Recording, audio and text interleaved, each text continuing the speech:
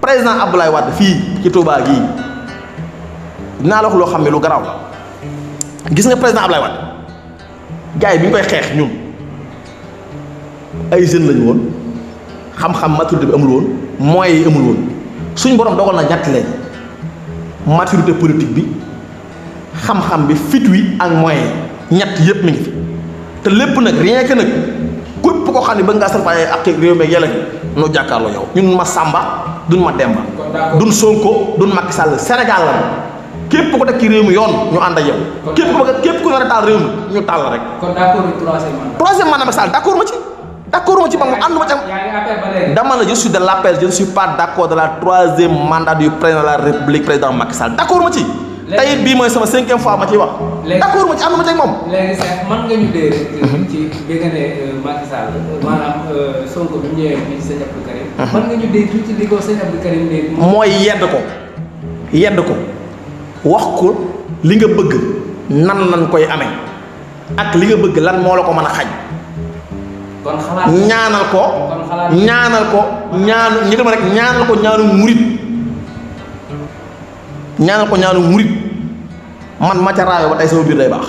te ñaan googa. kon ñaan nga daal. waaw te ñaan googa ba ma ca raayoo ba tey sama mbir day baax. Ibrahima nga may ñu tuuti rek. waaw tuuti rek ci question bu jeex.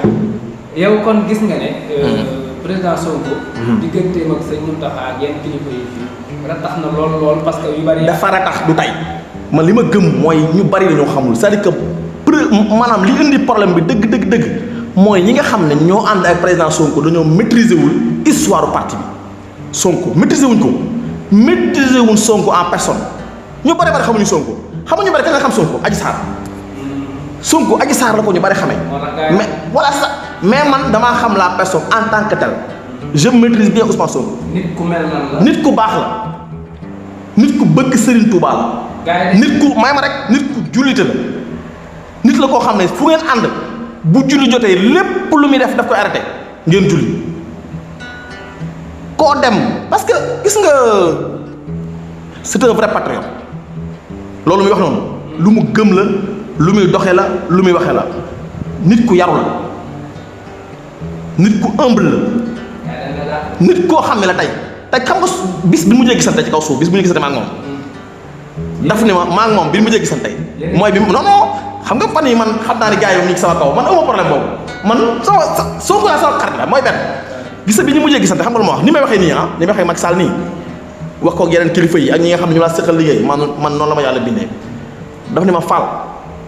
ma ne ko ma baax nga gépp baax mais benn car rek nga am mooy da ngaa tànk c'est parce que dama nit ki bu ngeen nekkee bu defee lu mu warul def da nga ko koy wax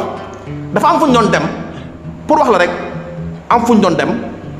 biñ nee ba war fa dugg en 2016 je te dis Sonko foofu bokkul ci fi ñu war a dem programme bi te dama ñëw kilifa war a seeti mais bokku ci ma gedd génn mais bi ma xamee ne juum na fi ma taxaw la ma fekk ni ma comprendre ma woon mais comprendre naa baal ma àq nit ku baax noonu lay mel waaye président Macky Sall ak rëy ga ak ngand lu du juum mukk nangu ko ca moo dàq juum ci àdduna bi faaliwul ku yàlla bind nag boppam doo nga la gëm moo tax réew mi am jafe-jafe